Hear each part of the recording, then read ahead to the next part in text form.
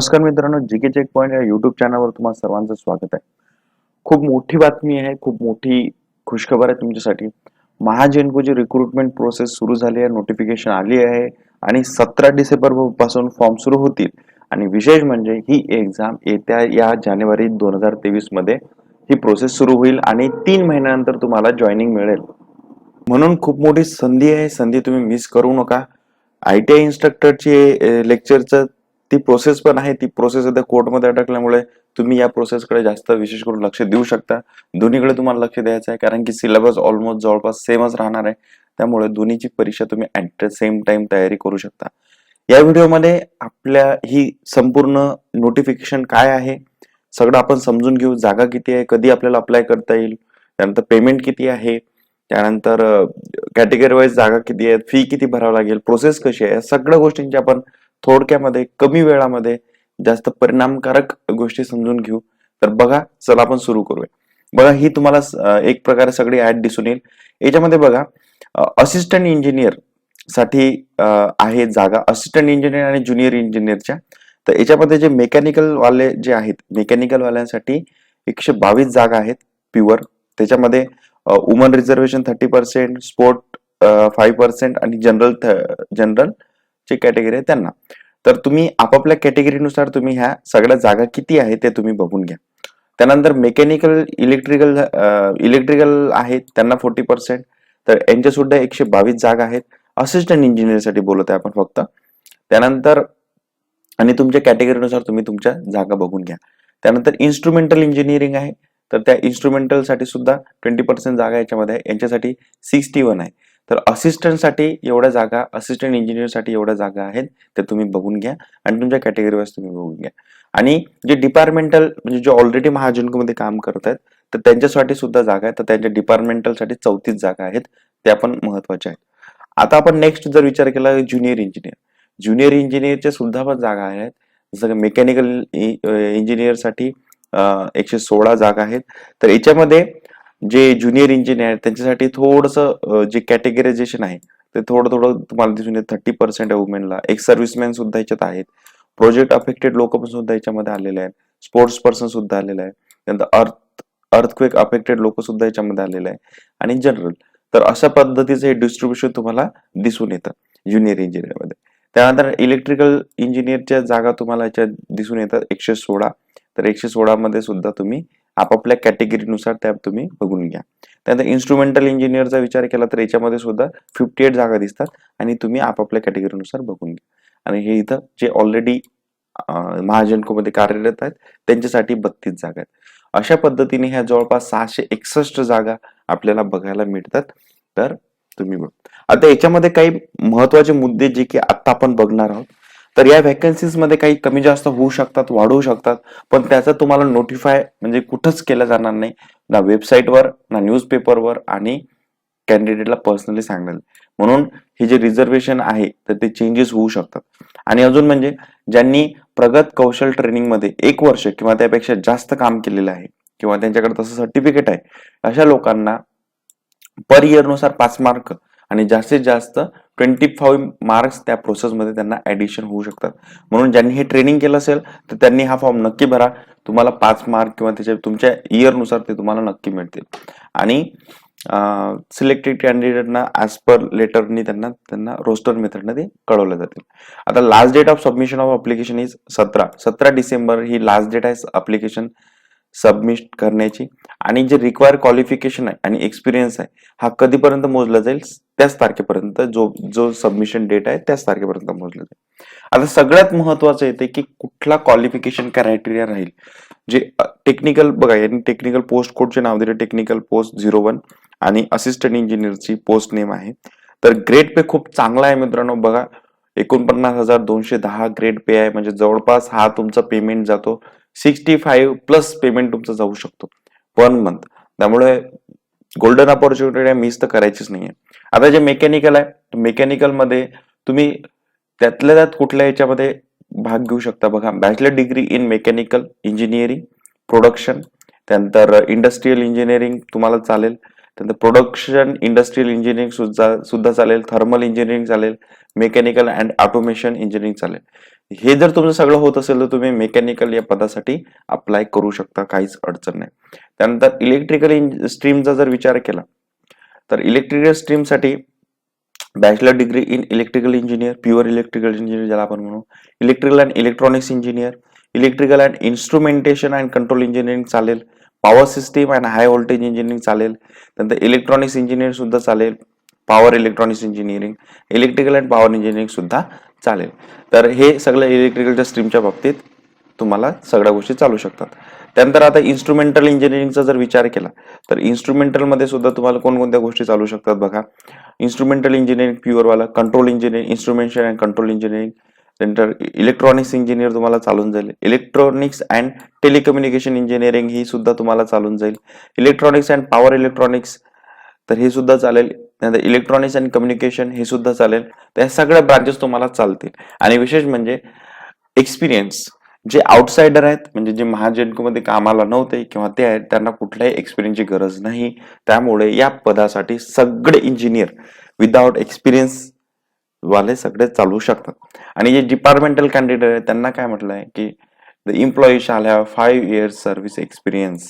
तर यांना 5 वर्षाचा, जे डिपार्टमेंटल आहेत त्यांना 5 वर्षाचा अनुभव आवश्यक आहे. हे असिस्टंट पदासाठी. आता हे junior technical two post number त्यांनी पोस्ट कोड दिलाय. आणि ज्युनियर इंजिनियरचा ग्रेड पे 37 वगैरे हा असा ग्रेड पे रेंज दिसते. तर यांचं पेमेंट सुद्धा 50+ जातो मित्रांनो. तर याच्यामध्ये काही रिस्ट्रिक्शन्स आहेत पण, जसं की मेकॅनिकल इंजिनियरचा जर तुम्ही विचार केला तर इथे फक्त तुम्हाला डिप्लोमाच लागेल, इथे डिप्लोमा इन मेकॅनिकल. त्यामुळे ज्युनियर इंजिनियरची ही कंडिशन आहे.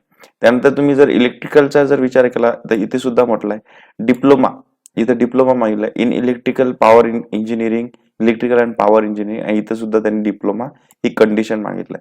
म्हणजे जर तुम्ही ज्युनियर इंजिनियर साठी अप्लाय करत असाल तर तुम्हाला डिप्लोमा असणं आवश्यक आहे. तर ही इथं ज्युनियर इंजिनियर साठी कंडिशन आहे. आणि एक्सपिरियन्सचा जर विचार केला, फॉर आउटसाइड एक्सपिरियन्सची गरज नाही. आणि जे डिपार्टमेंटल जे ऑलरेडी काम करत आहे एम्प्लॉई त्यांना 5 वर्षाचा एक्सपिरियन्स इथे म्हटलेला. तर आता आपण एज लिमिट शक्यतो सगळ्यांना माहितच असते. आणि जे अप्पर एज लिमिट मध्ये असतात जे डिपार्टमेंटल कॅन्डिडेट आहेत त्यांना 57 years म्हटलंय. जर तुम्ही बॅकवर्ड कॅटेगरीमध्ये असाल तर तुम्हाला 5 yearsचं रिलॅक्सेशन आहे. आणि जे प्युअर असतात जे आउटसाइडर आहेत तर त्यांना 38 years आहेत आणि रिलॅक्सेशन 5 वर्ष. अशा पद्धतीचे हे गोष्टी आहेत, हे जे ऑलरेडी तुम्हाला माहिती असते. आणि सगळ्यात महत्वाचं एज, एज्युकेशन, एक्सपिरियन्स कधी कन्सिडर केल्या जातील, जी लास्ट डेट आहे सबमिशनची 17/12 तिथपर्यंत ह्या सगळ्या गोष्टी कन्सिडर केल्या जातील. आणि condition applicable for to backward class candidate. आता हे रिझर्वेशनचे काही नियम्स आहेत तर हे तुम्हाला सगळं माहीत असतात जवळपास. तर हे तुम्ही तुमच्या पर्सनल लेवलवर वाचून घ्या. आपण हे काही डिस्कस करू नये. आपण मेन गोष्टी आहेत तेच आपण इथं डिस्कस करूयात. आता बघा, पोस्ट काही रिझर्व आहेत, जे की अपंग आहेत, डिसॅबिलिटी आहे, पर्सन विथ डिसॅबिलिटीसाठी काही पोस्ट रिझर्व आहेत. जसं असिस्टंट इंजिनियरसाठी 14 पोस्ट रिझर्व आहेत, ज्युनियर इंजिनियरसाठी 13 पोस्ट रिझर्व आहेत. तर या लोकांनी सुद्धा याचा फायदा घ्या.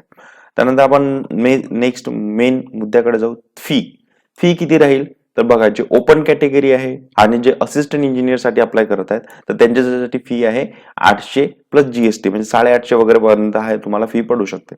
आणि जे ओपन मध्ये आहेत आणि ज्युनियर इंजिनियर साठी करत आहेत तर 500 रुपये प्लस जीएसटी. आणि जे रिझर्व्ह कॅटेगरी मधले मुलं आहेत किंवा मुली आहेत तर त्यांच्यासाठी असिस्टंट इंजिनियर साठी 600 प्लस जीएसटी आणि ज्युनियर इंजिनियर साठी 300 प्लस जीएसटी. अशा पद्धतीची ही फी आहे. आणि जे कॅन्डिडेट पर्सन विथ डिसॅबिलिटीज आहेत आणि एक्स सर्व्हिसमॅन कोटामध्ये येतात त्यांना कुठलीही फी नाही. तर हे तुम्ही लक्षात घ्या. आणि candidate applying for open category applying against open category will have to pay fees as mention column 3 above. जे या कॉलम मधले जे आहे त्यामध्ये त्यांना ते फी भरावी लागेल. ठीक आहे ना, म्हणजे ही वाली. त्यानंतर fee once paid will not be refunded, ही तर सगळीकडे कंडिशन असते तर ती आहे. आता हाऊ टू अप्लाय, आपल्याला अप्लाय कसं करायचं, तर ॲज जनरल तुम्ही सगळ्या फॉर्मसाठी अप्लाय करता तशा पद्धतीने तुम्हाला व्हॅलिड तुमचा ईमेल आयडी असणं आवश्यक आहे, मोबाईल असणं आवश्यक आहे. तो कुठल्याही प्रोसेसमध्ये चेंज करू नका, कारण की तसे करसाल तर तुम्हाला ईमेल येणार नाही, मोबाईल नंबरवर मेसेज येणार नाही. त्यामुळे तुम्हाला एकच ठेवायच्या आहेत सगळ्या गोष्टी. आणि अशा प्रोसेसमध्ये जर तुम्हाला मेल टेक्स्ट काही येत नसेल तर महाजनको त्याला जबाबदार नाही, है ना. आणि तुम्हाला सगळ्या पद्धतीचे तुम्हाला इन्फॉर्मेशन वगैरे सगळे व्यवस्थित भरायची आहे. जी तुमची खरी इन्फॉर्मेशन आहे तेच तुम्हाला भरायची आहे. अदर इन्फॉर्मेशन भरू नका. आणि जे कॅन्डिडेट रिझर्व्ह कॅटेगरीमध्ये, तुम्ही रिझर्व्ह कॅटेगरीसाठी जे अप्लाय करतात त्यांनी caste certificate, caste validity, current year non criminal certificate, तर ह्या सगळ्या गोष्टी तुम्हाला तिथं सबमिट करायच्या आहेत. ठीक आहे ना. आणि जे MSPGCLचं ट्रेनिंग घेतलं आहे त्यांना सुद्धा सर्टिफिकेट तुम्हाला प्रोव्हाइड करायचं आहे, तिथं अपलोड करावं लागेल. आणि अशा पद्धतीचं ही हाऊ टू अप्लाय मध्ये तुम्हाला सगळ्या गोष्टी कराव्या लागतील. आणि इथं काही नोट आहे, जर काही महत्वाचे नोट, जसं की मी ऑलरेडी तुम्हाला सांगितलं की तुमचं बर्थ डेट, कॅटेगरी, हे काही तुम्हाला मिस इन्फॉर्मेशन काही करायचं नाहीये. जर त्यांच्या ते लक्षात आलं तर कुठल्याही प्रोसेसवर ते तुम्हाला डिबार्ड करू शकतात, तुम्हाला बॅन करू शकतात. तर त्यामुळे सगळ्या गोष्टी तुम्ही लक्षात घ्या. जे फिमेल कॅन्डिडेट आहे त्यांचे नाव चेंजेस वगैरे झालं असेल किंवा मॅरेज चेंज झालं तर तसं पद्धतीचे डॉक्युमेंट तुम्हाला सबमिट करावं लागतील कुठल्याही स्टेजवर. त्यामुळे तुम्ही ह्या गोष्टी लक्षात घ्या. आता important condition for selection process. आता इथं त्यांनी असं स्पेसिफिक असं काही दिलं नाहीये की एक्झाम ही तर सर ऑब्व्हियसली ऑनलाईन राहणार आहे ना. तर ऑनलाईन एक्झाम मध्ये पण सब्जेक्ट वाईज त्यांनी असं काहीतरी दिलेलं नाहीये की नॉन टेक्निकल आणि टेक्निकल पार्ट किती राहील, मराठी इन्क्लूड राहील, इंग्लिश इन्क्लूड राहील, रिझनिंगचा पार्ट इन्क्लूड राहील की नाही, मार्क डिस्ट्रीब्युशन, असं काहीच दिलेलं नाहीये. त्यांनी फक्त एवढंच सांगितलंय की प्रोसेस आम्ही कशी हँडल करू.